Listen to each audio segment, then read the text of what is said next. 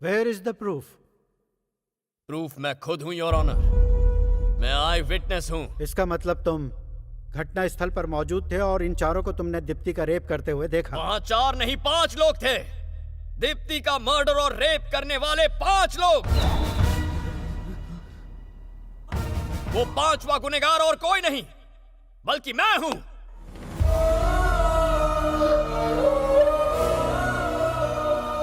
हम 5 ने मिलकर उसे किडनैप किया। क्या बोल रहे हैं? हम 5 ने मिलकर उसे जानवरों की तरह टॉर्चर किया। क्या झूठ बोल उसके रहे शरीर हैं? में सुइयां चुभोई, ब्लेड से उसके शरीर पर अनगिनत वार किए, एसिड से उसे जलाया और 1 नहीं 2 नहीं 40 दिन तक उसे नर्क के अंदर रखा। हमसे मौत की भीख मांगती थी वो, लेकिन जब वो गिड़गिड़ाती थी हमें अंदर से सुकून मिलता था। हम तो वैसी दरिंदे हैं सर।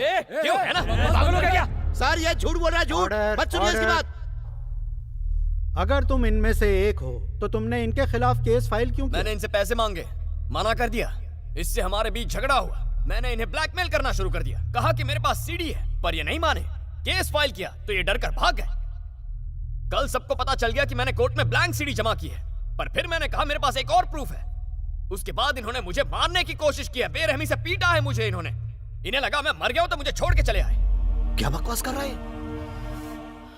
मैं जिंदगी और मौत के कगार पर खड़ा था। तब मुझे उस लड़की के दर्द का एहसास हुआ। मुझे पछतावा होने लगा मुझे मर जाना चाहिए। जीने का क्या हक है मुझे? इस देश के करोड़ों लोग इस कोर्ट को मंदिर मानते हैं और आपको भगवान समझते हैं। सोचा मरने से पहले आपको एक बार सच बता दूं। अभी कुछ देर पहले इस जल्लाद ने मुझे खरीदने की कोशिश की, यही कोर्ट की सीढ़ियों पर। लेकिन मुझे दौलत नहीं चाहिए, अब सिर्फ इंसाफ चाहिए।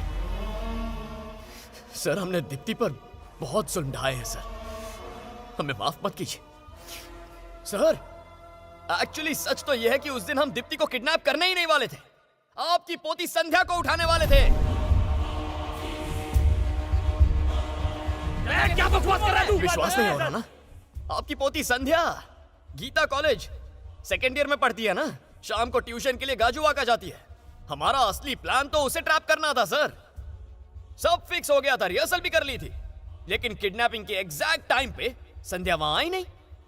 हमने दीप्ति को देखा, मैंने मना किया, लेकिन इन्होंने कहा उठा लो। तू क्या बोल रहा है? संदीप ने कहा दीप्ति को किडनैप करो, वो भी तो एक लड़की है। संध्या को फिर कभी उठा लेंगे। झूठ बोल रहा है। ये सब इसी ने कहा। सुनिए जज साहब, ये झूठ बोला जज साहब। सर ये सर शायद थर्सडे या फिर फ्राइडे की बात होगी। हम उसे उठाने फिर गए। हम रुके थे लेकिन संध्या नहीं आई, वो गुंटूर चली गई थी। आपका छोटा भाई वहां रहता है ना, उनका घर है ना वहां पर। क्या ऐसा क्राइम करते वक्त तुम्हें डर नहीं लगा? डर किस बात का? क्या बिगाड़ लेंगे आप? उम्र कैद की सजा सुनाएंगे ना। आपके ऊपर के कोर्ट में अपील करेंगे। कानून में हजारों सेक्शन हैं, हजारों सब सेक्शन हैं। किसी लड़की को देखने के बाद कुछ मिनट लगते हैं उसका रेप करने में। कुछ मिनट में सजा सुना सकते हैं आप?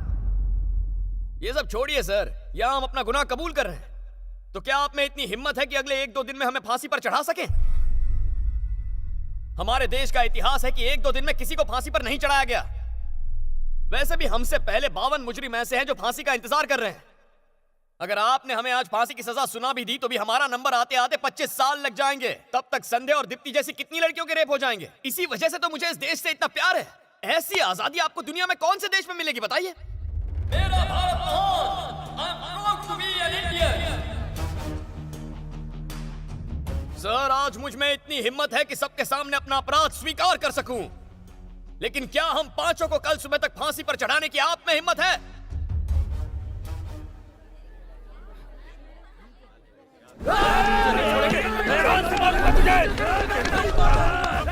ऑर्डर ऑर्डर अरे क्या कर रहे हो तुम लोग?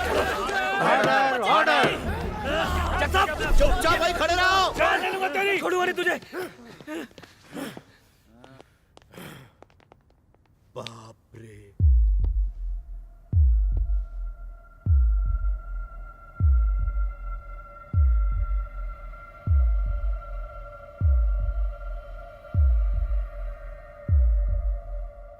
हमारे भारतीय संविधान के लिए, हमारे देश के लिए और देश की महिलाओं के लिए इन 5 लोगों के मन में कोई सम्मान नहीं है और ऐसे लोग समाज के लिए बेहद ही खतरनाक हैं। इसलिए यह अदालत इन 5 को 24 घंटे के अंदर फांसी देने का आदेश देती है।